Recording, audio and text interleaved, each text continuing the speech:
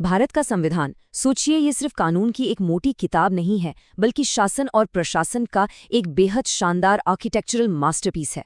आज के इस एक्सप्लेनर में हम इसकी वास्तुकला और बारीकियों के अंदर जाएंगे। हम देखेंगे कि कैसे इस डॉक्यूमेंट ने दुनिया भर के बेहतरीन आइडियाज़ को एक जगह लाकर एक ऐसा बीस्पोक मॉडल तैयार किया जो अपने आप में बिल्कुल अनोखा है और समय के साथ ढलने के लिए तैयार है। तो चलिए शुरू करते हैं।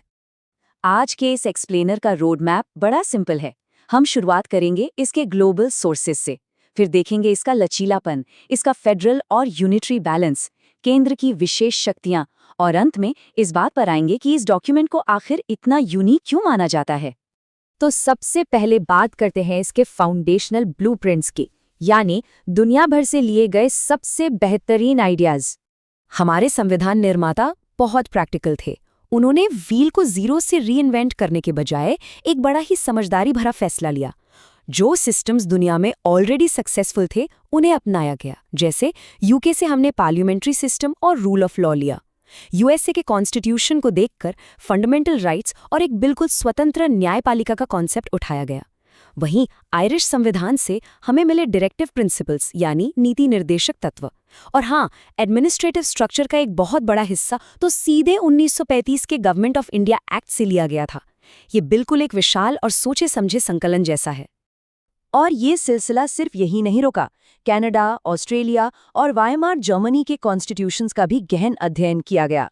उदाहरण के लिए ऑस्ट्रेलिया से कॉन्करेंट लिस्ट का विचार आया, जबकि जर्मनी से हमने सीखा कि आपातकाल यानी इमरजेंसी के दौरान शक्तियों का प्रबंधन कैसे करना है।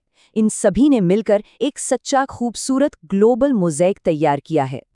अब आते हैं इसके बनावट पर, यानी जरूरत पड़ने पर वक्त के साथ मुड़ जाना पर टूटना नहीं, बेंडिंग विदाउट ब्रेकिंग। इस अनोखे आर्किटेक्चर को समझने के लिए थोड़ा बेसिक्स को देखते हैं। दुनिया में आमतौर पर दो तरह के संविधान होते हैं। एक होता है फ्लेक्सिबल या लचीला संविधान, जिसके प्रावधान केंद्रीय विधायिका अकेले और आसानी से बदल सकती है। इसके बिल्कुल ऑपोजिट होता है एक रिजिड या कठोर संविधान, जिसमें बदलाव करना काफी जटिल होता है। जैसे यूएसए का एग्जाम्पल ले लीजिए। वहां कॉन्स्टिट्यूशन में किसी बदलाव के लिए केंद्र के साथ साथ 3/4 राज्यों की हाँ चाहिए होती है। तो अब आप सोच रहे होंगे कि भारत का संविधान कैसा है। असल में इसको मूल रूप से एक फ्लेक्सिबल संविधान माना जाता है, लेकिन इसमें बहुत ही स्ट्रेटेजिकली और सोच समझकर कुछ बेहद रिजिड प्रोविजंस फिट किए गए हैं, ताकि इसकी जो मूल संरचना है वो हमेशा सुरक्षित रहे। अब सवाल ये है कि आखिर वो रिजिड प्रावधान है क्या? ये वो कोर हिस्से हैं जिनकी सुरक्षा सबसे जरूरी है, जैसे राष्ट्रपति का चुनाव, केंद्र और राज्य के संबंध, पार्लियामेंट में राज्यों का प्रतिनिधित्व और जीएसटी काउंसिल। इन्हें बदलना बिल्कुल आसान नहीं है। इनके लिए पार्लियामेंट में एक स्पेशल मेजॉरिटी के साथ साथ कम से कम आधी राज्य विधायिकाओं की मंजूरी चाहिए होती है। ये एक कमाल का सिस्टम है जो राज्यों के हितों को और न्यायपालिका की स्वतंत्रता को प्रैक्टिकली प्रोटेक्ट करता है। चलिए अब आते हैं इस पूरे गवर्नेंस मॉडल के इंजन पर, यानी द फेडरल यूनिटरी बैलेंस। इस इंजन की वर्किंग्स को ठीक से समझने के लिए पहले यूनिटरी और फेडरल सिस्टम्स का डिफरेंस देखना होगा।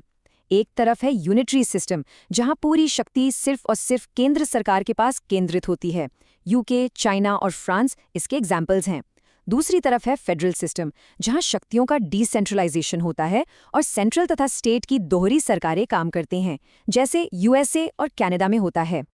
अब चूंकि इंडिया ने इन दोनों अप्रोचेस को एक साथ मिक्स कर दिया है, प्रोफेसर के.सी. वेयर ने हमारी इस राजनीतिक व्यवस्था को एक बड़ा ही इंटरेस्टिंग नाम दिया, क्वासी फेडरल, यानी एक ऐसी फेडरल व्यवस्था जिसमें यूनिटरी शासन की मजबूत विशेषताएं कूट-कूट कर भरी हुई हैं। ये एक ऐसा टर्म है जो सेंट्रल अथॉरिटी और ड्यूअल गवर्नमेंट के बीच के फासले को बहुत खूबसूरती से ब्रिज करता है। लेकिन इस यूनिक लेबल के बावजूद टेक्निकली हमारा डॉक्यूमेंट एक ट्रू फेडरेशन की सारी अनिवार्य शर्तों को पूरा करता है। यहाँ एक लिखित संविधान है, संविधान की सर्वोच्चता है, पावर का स्पष्ट डिवीजन है, लोकसभा और राज्यसभा के रूप में एक बाइकैमरल लेजिस्लेचर है, और सबसे जरूरी बात, विवादों को सुलझाने के लिए एक बिल्कुल स्वतंत्र सुप्रीम कोर्ट मौजूद है। पर पिक्चर अभी पूरी नहीं हुई है। अब बात करते हैं यूनियंस ओवरराइडिंग पावर्स की। यानी वो यूनिटरी ओवरड्राइव जो पावर डायनामिक्स को पूरी तरह बदल देता है। अगर आप पावर का एक्चुअल फ्लो देखें तो इस पूरे पावर डिवीजन के सेंटर में एक सिंपल सा नंबर छुपा है, 3। शेड्यूल 7 के तहत 3 बुनियादी लिस्ट्स हैं, यूनियन, स्टेट और कॉन्करेंट लिस्ट। ये तीनों मिलकर कानून बनाने की स्ट्रिक्ट बाउंड्रीज और बॉर्डर्स तय करती हैं। पर इन बाउंड्रीज के अंदर एक बहुत ही स्ट्रॉन्ग छुपा हुआ यूनिटरी कैरेक्टर है। देखिए, भारत में एकल नागरिकता है और सबसे सरप्राइजिंग बात बताऊं, आर्टिकल 3 के तहत संसद राज्यों की सीमाओं या उनके नाम को अकेले बिना उनकी फाइनल परमिशन के बदल सकती है। यूनियन लिस्ट में सबसे ज्यादा और सबसे इम्पोर्टेंट विषय हैं। अगर कॉन्करेंट लिस्ट में कोई झगड़ा हो तो केंद्र का कानून ही जीता है, और आपातकाल यानी इमरजेंसी में तो ये पूरा ढांचा लिटरली एक यूनिटरी सिस्टम में बदल जाता है।